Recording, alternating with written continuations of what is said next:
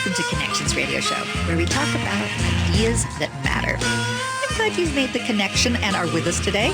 I'm Lori Fitz, your host, and the goal of our show is to explore a wide range of topics that challenge us to see ourselves, our community, and the world around us that get us thinking, get us talking, get us feeling, get us imagining, get us connected, and perhaps inspired or challenged to do a bit more because we made the connection.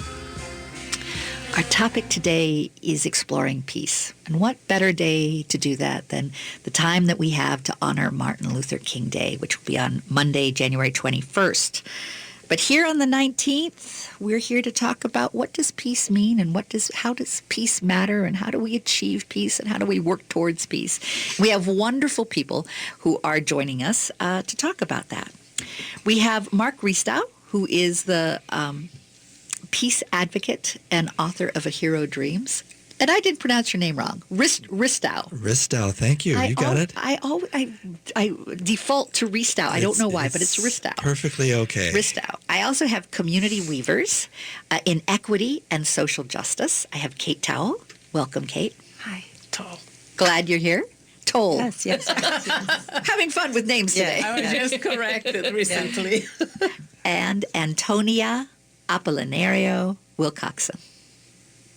And you are both community weavers in Equity and Social Justice, and I'm glad you're both here. Thank you.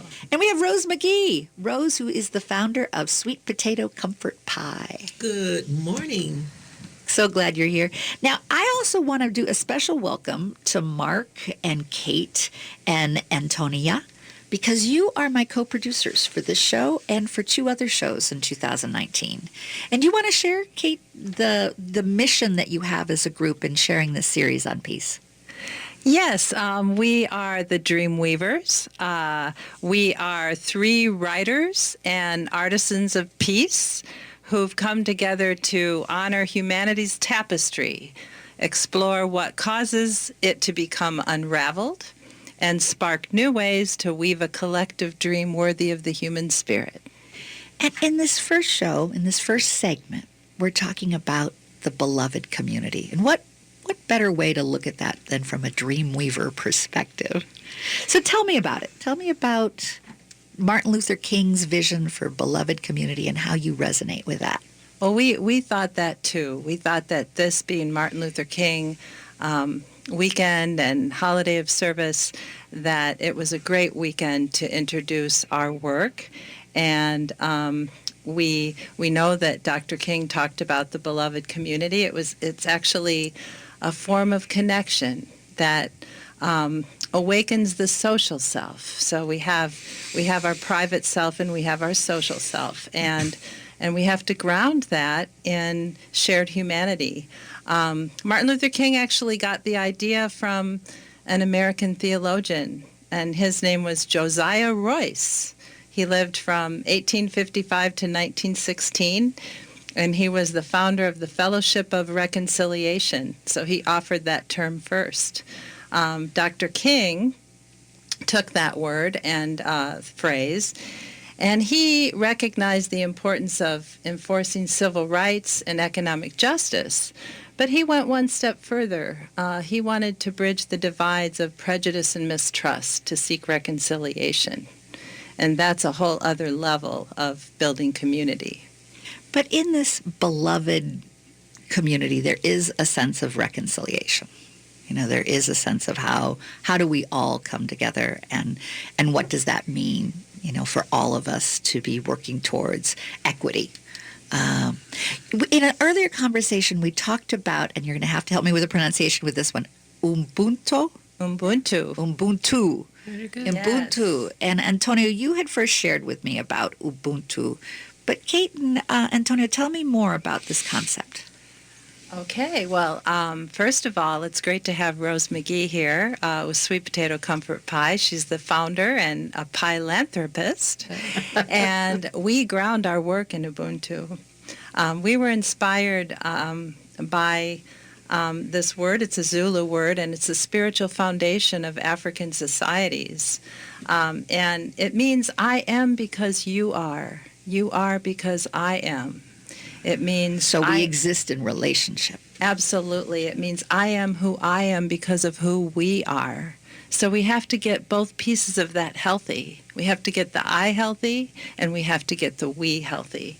It comes from a Zulu maxim, umuntu, gumuntu, gabantu, which means a person is a person through other persons. So it's describing the web of inextricable human connection. Did you want to say something too about that, Antonia? I was very interested when I was at the conference and I read what Archbishop Desmond Tutu wrote about the word Ubuntu. And he said, a person with Ubuntu is open and available to others, affirming to others, does not feel threatened that others are able and good, for he or she knows that he or she belongs in a greater whole and is diminished when others are humiliated or diminished or treated as if they were less than who they are.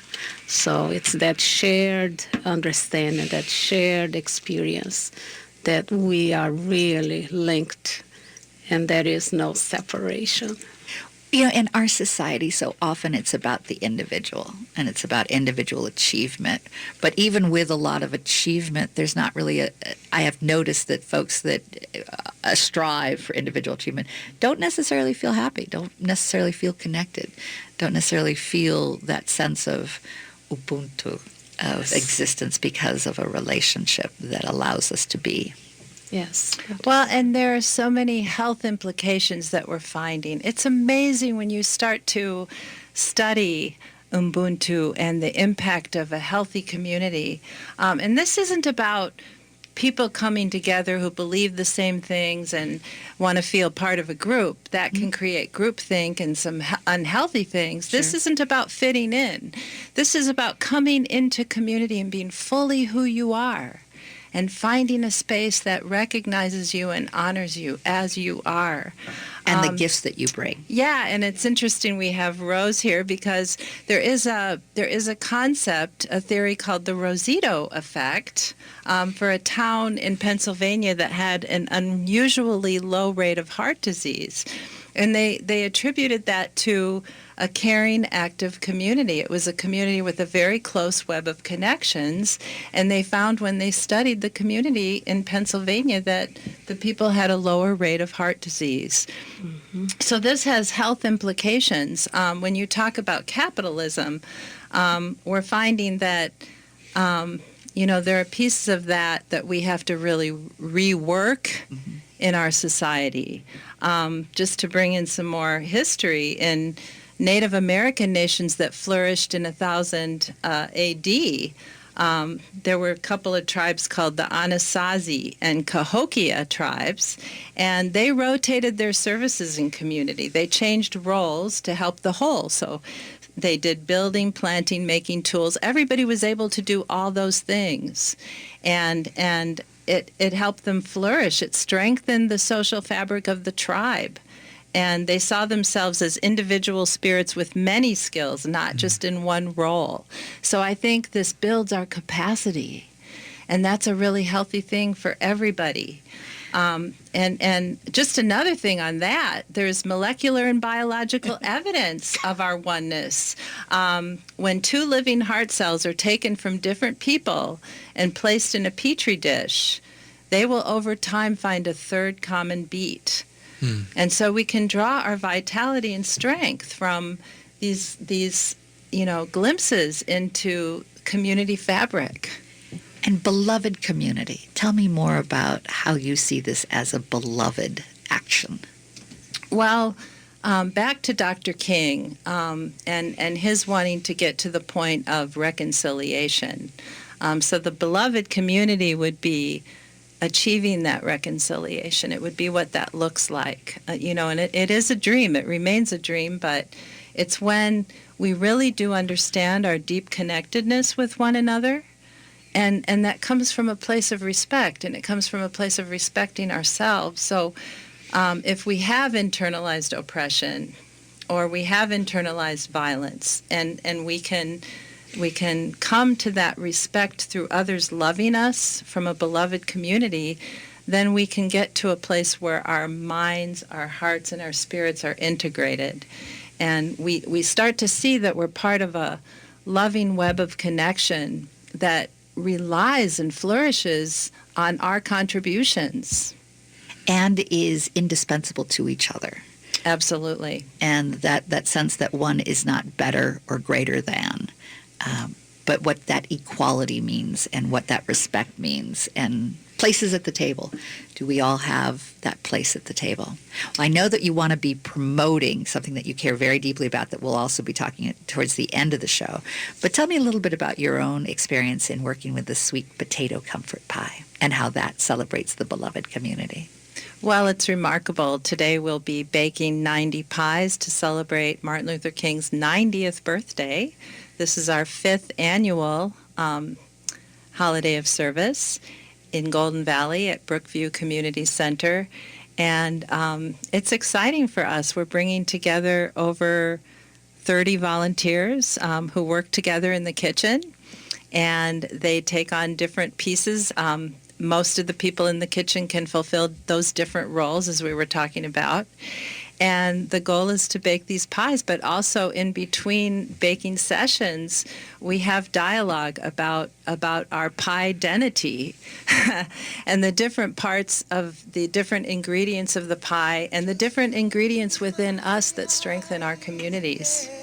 And if folks want to learn more about the Sweet Potato Comfort Pie, do you have a website that we can promote or something to let people know? Well, actually, what would you say, Rose? We can direct people to. I'm going to have you give your email address. It's ktmuse, M-U-S-E, at CenturyLink.net. So for more information, get a hold of Kate, and Kate will give you all the information you need to know to be a part of this. There you go. And you're listening to AM 950, the progressive voice of Minnesota. And you're listening to Connections Radio Show. And we'll be right back. And we're going to be talking about what separates us, what are the shadows. So stay tuned after a few short commercials. Brighten your winter with an optimistic tribute to the invincible human spirit. Girl Friday Productions presents Thornton Wilder's Pulitzer Prize-winning classic, The Skin of Our Teeth. The Skin of Our Teeth plays February 7th through March 3rd. Fresh, unexpected, and very funny, this tale is surprisingly relevant for today. Follow the trials of an eternal American family residing in prehistoric and contemporary New Jersey. They survive the Ice Age, the Great Flood, World War, and family strife, all with their hope intact. Joel Sass directs this large cast production on stage at Park Square Theater. The Skin of Our Teeth previews begin February 7th with opening night February 9th. Don't miss The Skin of Our Teeth, a comedy of epic proportions. Oh, did we mention the dinosaur? Visit parksquaretheater.org for tickets. Warning, stand-up records may cause intestinal distress, fits of insane laughter, instant diarrhea, existential malaise, headaches, nausea, dizziness, vomiting, seasonal affective disorder, more headaches, pneumomono ultramicroscopic silicovolcanoconiosis. Stand-up records should not be handled by women who are pregnant, may become pregnant, have ever been pregnant, or personally know anyone who has been pregnant. Do not consult your doctor if he's operating heavy machinery. Stand-up records is for external application only. And stand-up records is, of course, good for a few laughs. So remember that's standuprecords.com for the world's finest comedy CDs, DVDs, and merchandise. That's standuprecords.com. The revolution will be hilarious. Did you just look down at your phone? You did it again, didn't you? You know, you're flying down the road in a 3-ton hunk of steel, and a text takes your eyes off the road for an average of 5 seconds. At 55 miles per hour, that's long enough to travel the length of a football field and cause some serious damage. Turn it off. Trust me, whatever it is, you'll live. Learn more at StopTextsStopWrecks.org. Brought to you by the Ad Council and the National Highway Traffic Safety Administration. Native Roots Radio is proud to announce we've added an extra hour. Yeah, Chushke, 1 hour goes by too fast. That's right, Uncle Curtis. I'll have extra time to share important information about our secret animals. And report national and native news from all over the country and Canada. This new hour is sponsored by Robbins Kaplan, LLP, rewriting the odds for their clients for over 80 years. We are awake. I'm Peter Ratcliffe from the Eastside Freedom Library, and I'd like to tell you about an historic place on Payne Avenue, Brunson's Pub. Experience history and passion through the delicious menu, reflecting the East Side's diversity. The choices are limitless: salads, sandwiches, burgers, and shareable plates. Visit Brunson's Pub at 956 Payne Avenue and grab a discounted gift card when you mention that you're an AM 950 listener or a supporter of the Eastside Freedom Library. Be sure to check out brunsonspub.com.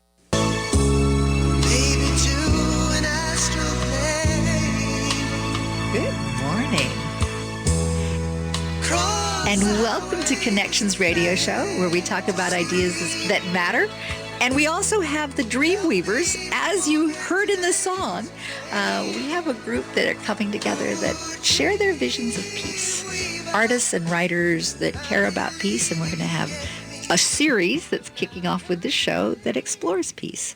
And today we're celebrating the Martin Luther King Day, which is going to be on Monday, January 21st, just around the corner. And we're exploring what are the various dimensions of peace. And we have from the Dreamweaver group, Mark Ristow, who is a peace advocate and author of an award-winning book, Hero Dreams. Welcome, Mark. Hello. So glad you're here today. Me too. And Mark's a dear friend for many, many years. Over 25 years, I think. We've been good friends. The Community Weavers in Equity and Social Justice, Kate Toll. And I have our friend Antonio Apollinario Wilcoxon. And I have the founder of Sweet Potato Comfort Pie, Rose McGee. So glad you're here. So in this segment, we're exploring shadows. And in Mark's book, you explore the challenges of those shadows from childhood on in your book about the hero dreams. Tell me about how you feel about especially young men going through that sense of separateness and feeling fragmented. Well, the book explores this idea, and to me it's no more than an illusion that we're actually separate from each other and that we're not connected. So it's the antithesis of what we were talking about earlier with respect to the beloved community and weaving a community that is inextricably connected at a very deep primal level. But too often, especially I think with respect to how we raise young boys, we instill upon them a different set of values that are valued quite highly, I think, in this culture that we've developed over the last 100, 200,000 years, whatever it is. And it's the idea that in order to succeed or even survive, we as young men, or perhaps even as young women, we need to prevail over the other guy. Be the alpha. Be the alpha male. And in order to succeed, someone else has to lose. It's like the idea that life is a zero-sum game and that there's only a limited number of resources and we need to compete for those resources. And it sounds quite a lot like capitalism, doesn't it? A limited pie instead of making the pie bigger. Well, and it ignores the idea that when we collaborate, that the resources somehow make themselves available and what we can create together becomes almost infinite. It's only limited by our ability to think creatively and to let go of limiting beliefs. And so this book does explore the idea that we're separate, and it explores this idea through the eyes of a child. And I did that intentionally because I think children have a certain type of wisdom that many of us as adults have lost track of, the wisdom of seeing things as they really are, rather than based on a series of conditioned beliefs and ideas that we've accumulated over time. And not all of them serve us quite well, actually. And so the book looks at this idea and what happens when we feel like we have no other choice but to lash out at each other through either acts of psychological violence or even physical violence. I know that you were very active in the September nonviolence programs, and how your character evolves in order to deal with the anger and to deal with being bullied. gives a sense of what are the possibilities to not be fragmented, what are the possibilities to collaborate. And so when he opens his heart to the possibility of something other than this zero-sum game world he's living in, all kinds of possibilities. And actually the possibilities that arise are those to which our mind doesn't have a whole lot of access. It's that world of mystery. And in the book, the boy actually comes to a point in his journey where he's faced with a choice. He comes up to the threshold, and he knows, because he's listening to this voice inside his head, that there's something out there that offers him possibility. And without really knowing what that world looks like, he has to dig deep within himself to find the courage to take that next step. And is the next step moving away from the toxicity, the toxicity of the anger and the violence? And well, quite literally in the book, because this is a point in the book where he's being chased by his antagonists, those who not only want to do him harm, they want to kill him. Mm-hmm.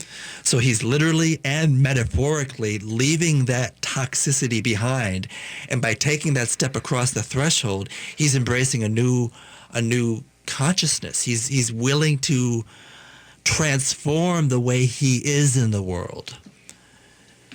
And looking at a deeper dive with the toxicity, with that, there's not only anger, but then there's also shame. There's the whole challenge of you have a limited number of emotions you can express. Right. Is how I see the toxicity in our culture, especially with masculinity. You have a limited amount of emotions, and then those can actually start eating you up. Yeah, and when a young boy or a young person feels separate from community, that's when that sense of shame starts to set in. And I think it's a question that we can begin to talk to as a community and here in this room is, what is the root cause or this source of shame? I know that it happens from my own experience when we feel separate or we feel like we don't belong to the beloved community. But what's at the heart of that? What's at the root cause? And maybe... But you also, I think, during a time when perhaps you finally hit a trauma wall that you start to realize, because I think there's a sense of just being able to get along, but at a certain moment when trauma hits, that's when you have to kind of reevaluate. So it may not feel good, but at least it's familiar. Right. And we tend to go toward what's familiar rather than what's the unknown, what mystery lies on the other side of the threshold. So you're right. It's not until oftentimes we hit rock bottom, and Alcoholics Anonymous talks quite a bit about how often we won't seek help. We won't even be willing or even know that help is available until we've hit rock bottom.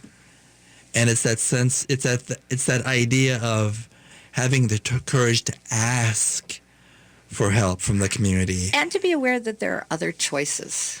I think sometimes within the toxic masculinity, there's almost a sense that, well, this is all there is. This is the limited. This is just it. This is how life is. I mean, when we're not aware of this, that another world exists, of course, where's the motivation going to come to cross the threshold? And I need to go into this room, and I need to be the top dog, and I need to make sure everyone knows it, and I'm going to bully everyone that comes my way to make sure that there is order.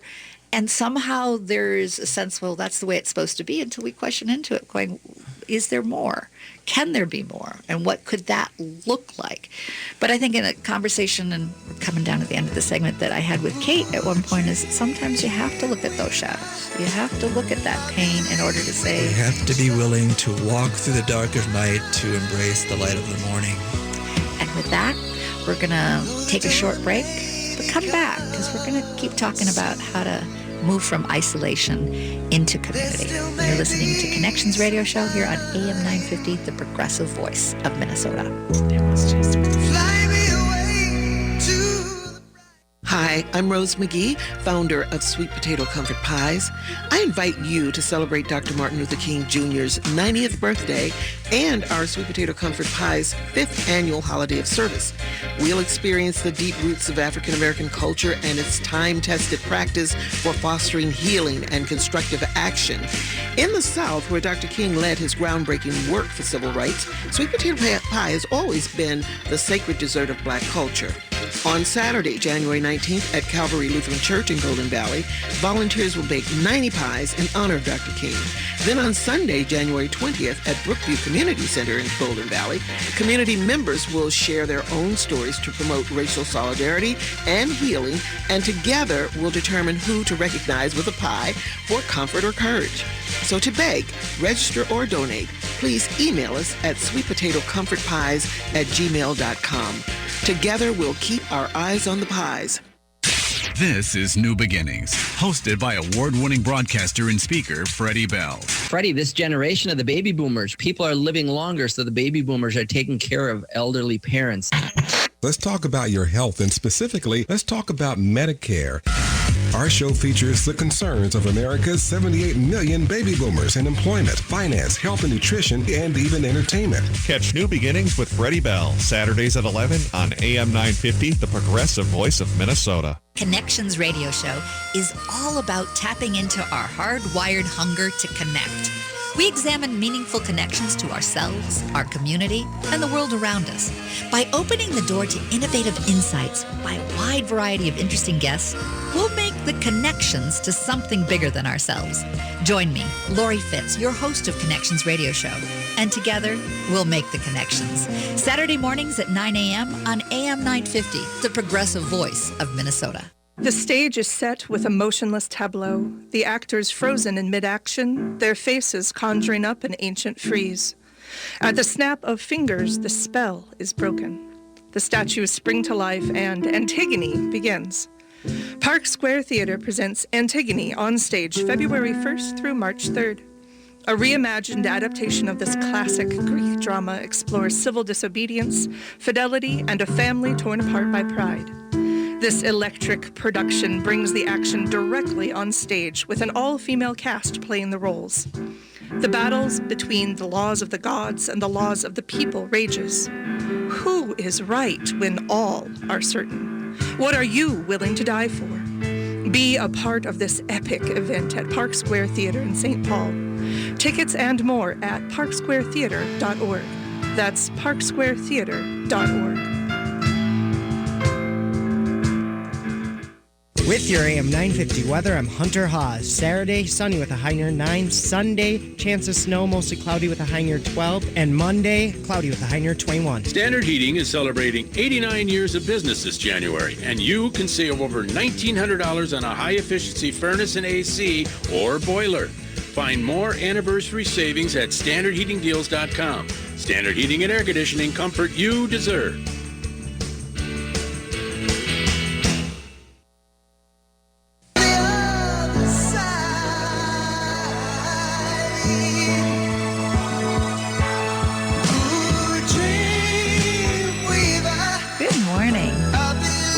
Connections Radio Show, where we are featuring the Dreamweavers, who are coming together to talk about peace.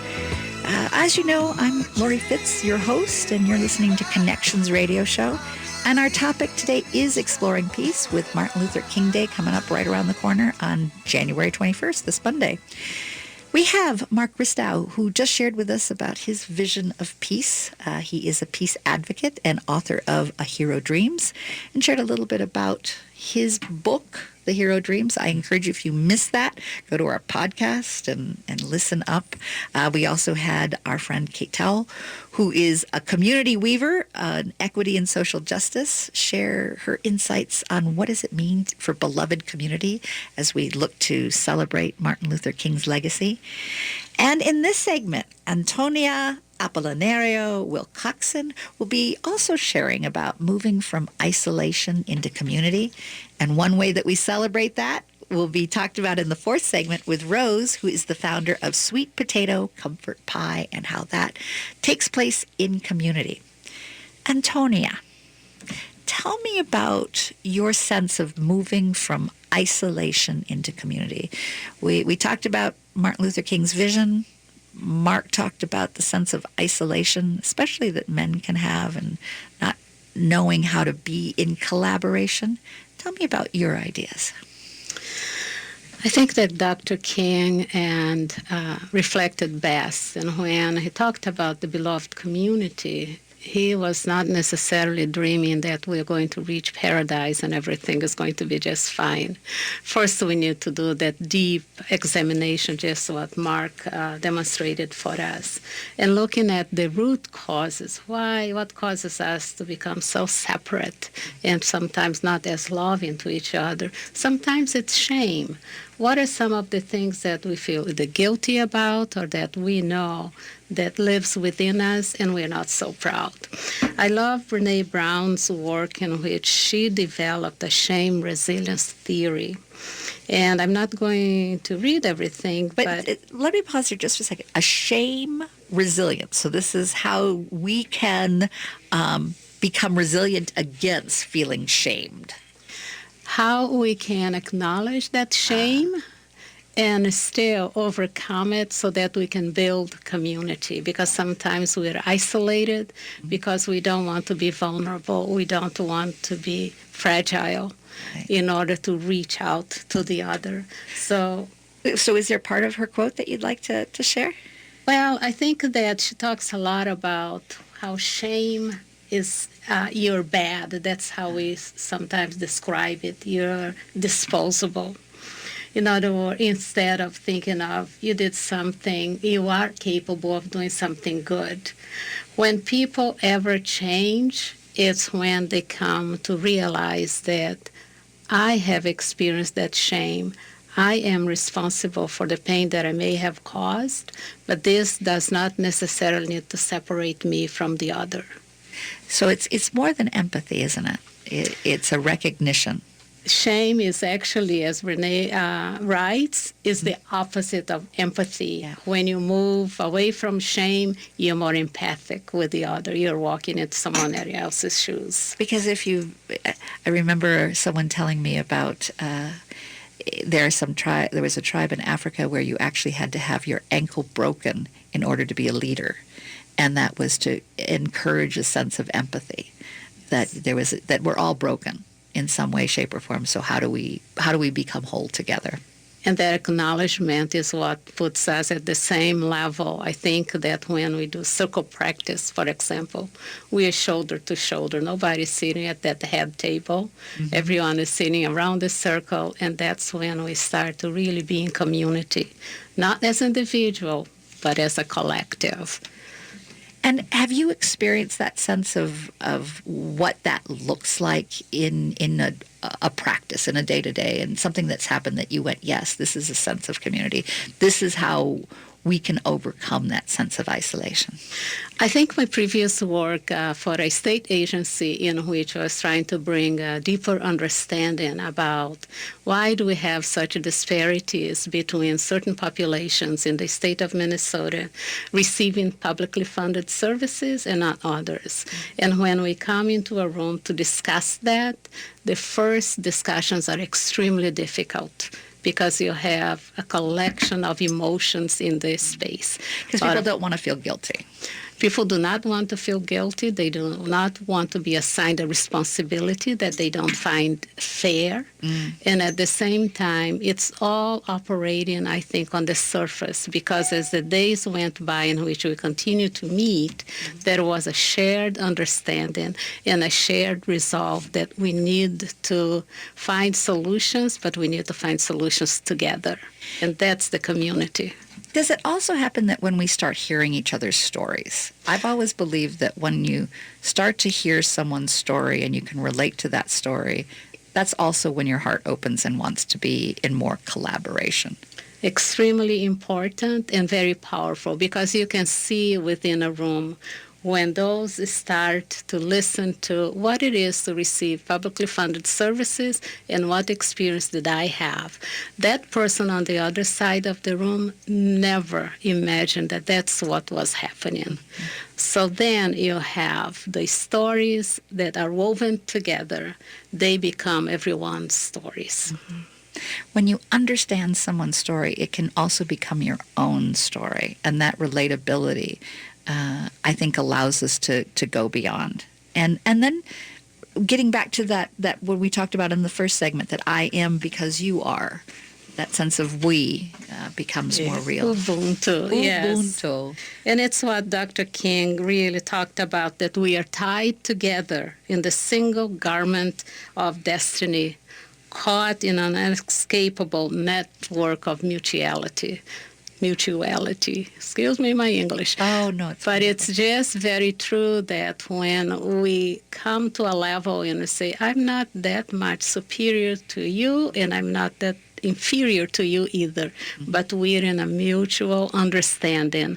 We're in a shared experience in which when you suffer pain, I too share in that pain. And when you experience love, I too experience love. And we all do better when we all do better. Exactly. As one of my favorite legislators used to say. Yes. In honor. Shout out to Paul Wellstone. That's what I thought. Yes. Yeah. Yes, Yeah. that's... Who really was also inspired by Martin Luther King in his word and deed, in creating a sense of community that we all belong. Yes, I think that he very much embraced that, and we are lucky to have had him here in Minnesota as someone who inspired us. So as folks are listening today and thinking about Martin Luther King Day and creating a sense of community, do you have some ideas of things that folks can do to help go from isolation into community? Some things that they might want to be thinking about in reaching out and listening to each other? I think that a great opportunity is one of my favorite storytellers and now the founder of Sweet Potato Comfort Pie. And I know that during the baking, in that experience, we are going to be listening to stories. We are going to be sharing our own stories. And I think to do community service in which there will be plenty of opportunities is a great way to connect in community, to be in community. And when we learn more about others, I think we grow and we learn more about ourselves as well. So often we don't talk about that social service. You know, that being grateful and giving back can actually help us grow. Exactly. And that's a unique experience. And I know you've spoken a lot about that, Kate, in your feelings about the Sweet Potato Comfort Pie and how much you grow by supporting this program. Absolutely. It teaches us it teaches us that there's a whole life of community beyond ourselves, but that we also enrich that life. That life enriches us and we enrich it. And it's a beautiful bi-directional sense of connection. Rose, I know that we're going to be talking with you more in the next segment, but perhaps in this end of this last segment, you can share a little bit about what inspired you to create this celebration. Well, celebration, I it didn't start in any sort of a celebratory manner. I was very, very disheartened and saddened by what was going on in Ferguson, Missouri, and was wondering what I could do about that. And something said to me, and as I always say, being a spiritual woman, I just feel that God said, get in there and make some sweet potato pies. It's what you can do. And I did. Threw about 30 of them in my trunk. My son was in town at the time, and I said, you want to go with me? He said, are you serious? I said, yeah, I am serious. And we drove down. We made some connections, before going, and therefore we were able to not just come barging in and say, here, take these pies. But we connected with a pastor, actually, in St. Louis, right on the border of Ferguson and St. Louis, who had families who were impacted and invited us to he invited himself to be our guide. And that's how it started. We went down, and even people that I approached with pies, it was always a request. It was an ask. Would you be willing to take one of these pies? I'd like to gift it to you. And overwhelm is how people were, because, the sweet potato pie is a very controversial kind of dessert, as probably many desserts are in various cultures. People believe can't nobody make sweet potato pie like my mama or whoever the endearing person happens to be. So here I am with the sweet potato pie from Minnesota, and they'd look at it, and they were so pretty and so kind of a big risk there, right? But they received them, and people generally would receive them and be in tears that something like that would be given to them. So coming back home, my son was just in awe, and he just kept saying, I can't believe what just happened back there. There's something special. Yeah, something had happened back there and there were so many stories. And so, but the main thing was we discovered people wanted to be heard, and people who were not, we gave pies to some people who were not necessarily in Ferguson, but it just felt like that person needs a pie, I can tell. And one woman, she couldn't believe this was being given to her. She was a young lady. They were out at dinner celebrating the fact that she was just getting her nurse's license. But in the hospital was her premature child that she had not been able to bring home. And so she just wept. So we came back and started it in Golden Valley. And we'll hear more about this in the next segment on Sweet Potato Pie. You're listening to Connections Radio Show on AM 950, the progressive voice of Minnesota. Why must the world be so cold? They've gone against what was told. Thinking rape is cool, think about it. They think it's not wrong, violence against women, the rape, the abuse, the emotional, physical. They all hold the hate, think about it. Is it right or wrong? What attracts you? I'm not saying no names, but you laugh. Talk about it like nothing is wrong. Think about it. They all hold the hate. Gotta stop the violence. Stop the hate. Think about it. Sponsored by the Minnesota Indian Women's Sexual Assault Coalition. Hi, this is Ken Hageland, host of the Minnesota Hospice and Healthcare Show, your source for elder care and caregiver solutions, inviting you to listen to our live call-in show airing on Saturdays from noon to 1. Each week, we provide answers to important questions regarding elder care and caregiver issues to help you and your loved ones plan for the future and enjoy your best quality of life. Please join us this Saturday from noon to 1 for the Minnesota Hospice and Healthcare Show and learn more about us at minnesotahospice.com.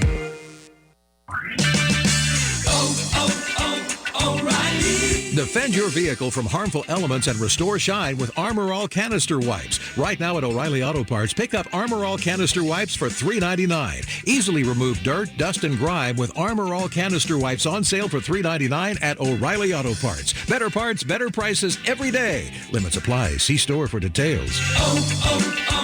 O'Reilly Auto Parts. I'm Connie Bjork, co-host of Awakened Living Infusion radio show. Join Michelle Kitzmiller and I as we focus on all aspects of health, wellness, spirituality, and growth from a mind, body, spirit, emotion perspective. On the Awakened Living radio show, we will discuss stress, self-care, fear, happiness, beliefs, communication, joy, pain, trauma, and more. Join us for the Awakened Living Infusion radio show Saturdays at 10 a.m. Let us share with you ways to infuse vitality into life. Minnesota's very best appliance shoppers choose Warner Stellian, home of the lowest price guarantee and trusted free services. Warner Stellian's in-store specialists will help you choose what's best for you. If it's worth considering, Warner Stellian has it. And now through the 23rd, we guarantee our price is lowest. Save more with our trusted free delivery, basic installation, haul away, and no interest financing. Don't wait. Get in on special appliance savings now through January 23rd from Minnesota's own Warner Stellian. Connections Radio Show is all about tapping into our hardwired hunger to connect. We examine meaningful connections to ourselves, our community, and the world around us. By opening the door to innovative insights by a wide variety of interesting guests, we'll make the connections to something bigger than ourselves. Join me, Lori Fitz, your host of Connections Radio Show, and together we'll make the connections. Saturday mornings at 9 a.m. on AM 950, the progressive voice of Minnesota.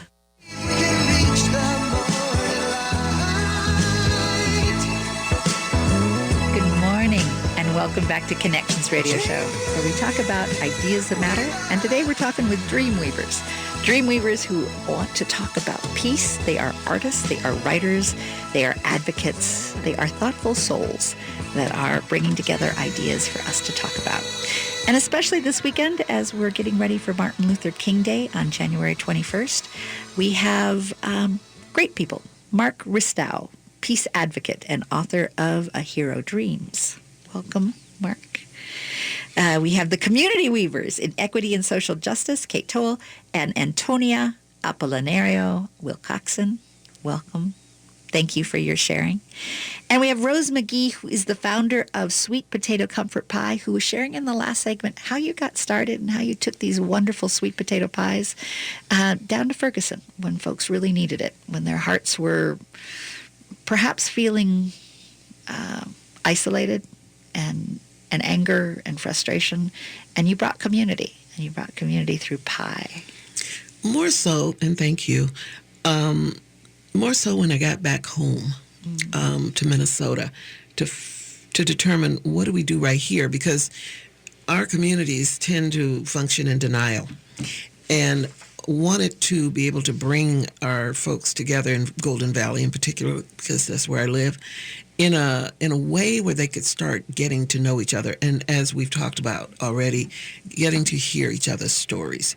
So for Sweet Potato Comfort Pie, which was born out of that trip to Ferguson, we created this ideal of Sweet Potato Comfort Pie, a catalyst for caring and building community. So it gives people an opportunity to come together and work in harmony with each other, to really act out, if you will, the spirit of Ubuntu, which we've talked about. And we have students, we have older people, we have younger people, we have men, we have women, we have Jewish people, we have Christians, we have people of all walks of life who come and make pies. And how many pies are you going to be making? Well, as Kate mentioned earlier, we'll be baking today 90 of them, because that's the age that Dr. King would be if he were alive today. And that is pretty significant. It's amazing how many people don't even know how old Dr. King would have been, but now that we're doing this, people can say, yeah, I know how old Dr. King would have been, because we see this amazing, powerful young man, all of the pictures. 33. He passed at 33. Well, no, 38, 39. Oh, okay. And that was, that's what we see pictures of then, right? Yeah. So anyway. He started a lot of his work at 33. That's where I got started. He well, even younger than that, because he was a very young man who grew up in a spiritual community. His father was a pastor, and everybody around, and his mother was very much an activist. His mother actually is one unsung hero that we don't hear about as much, and that's a whole nother story. But, she, if you recall, she was actually killed right there in the church. Violence is such an ugly part of our history, and we're seeing it it's played out so much right now. One of the things that we've done with the pies, as Kate was my inspiration for it, is when the shootings occurred in Mother Emanuel AME Church in Charleston. We took pies down there. Wow. And I was amazed at how people were so moved by that gesture. I thought we were just doing this because this is something we felt, but it meant so much to them. And actually, one of the city officials said to me, even though money has come into the community and money is needed, to help people move on with all of these losses, this gesture comes from the heart in a different way. And people in Minnesota should know how much it means to us. Because again, the sweet potato pie of all things, and I consider it to be the sacred dessert of Black culture because I grew up with it. And no matter where you go for anything that had something special attached to it, it was a sweet potato pie. And that's the bridge to the heart. Yeah, it is, and that's how we see it. And now we've got even greater needs for people to come together. Our process for tomorrow is not just that you come and you eat pie, but you're eating pie in circle with community. You're having conversations and you're sharing stories and you're listening to each other about tough issues such as race. But then you get a chance to talk about who you'd like to gift those 90 pies to. And I'll listen to your story, Mark, and yours, and then I'll go, you know what? I really like that story that you just shared about your grandfather, and you'd like to take a pie to him. And we come to a consensus in these groups. So off those 90 pies go into the community all over the place, and we never know where they're going to land.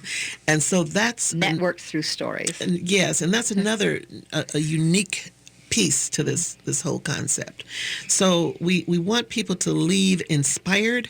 We want them to leave uplifted because, the whole concept of beloved community has so many connotations. And one of them certainly is that people will feel that there's something that they can do, that they will, in fact, as Paul Wollstone said, do better, but being better. And if you don't, sometimes people don't know what that means. Right. So we treat our sessions as though they are baby step beginning. We're not trying to bring people together to throw them with a lot of heavy loftiness. We want them to come in a simple manner of hearing. So we have people each year who speak who have either given pies or received pies. And that's the power of it as well. We're not necessarily trying to find flamboyant peacemaker. What do you call them? Celebrities. Yes. And the other thing, those people that speak. Professional speakers. Keynote speakers. We're not looking for necessarily, those are great people to have, but we like them if they've received a pie. So if whoever is coming to speak with us, they've either received a pie or they have given a pie, and they get to talk about what that meant. It meant a lot for us to hear Peter Hayden, Jeff Hayden, Peter's his dad, Jeff Hayden talk about how their family had received pies when his sister was killed in Atlanta. And we had someone, Keith Ellison has always been with us as well. So that's what we do. That's what we're about. And we look forward. Is it time to shut up? Yeah, I'm sorry. I got Okay, all right. Go ahead. Just join us tomorrow, 2 to 4:30 p.m. at Brookview Community Center in Golden Valley. And if you want to join us today for baking, be sure and contact Kate Toll at ktmuse@CenturyLink.net. And a special wish to all to celebrate the beloved community by telling people you care, doing something for them is good. And keep your eyes on the pies. And happy birthday, Dr. King. Happy birthday, Dr. King. Number 90. Thank you, Dr. King.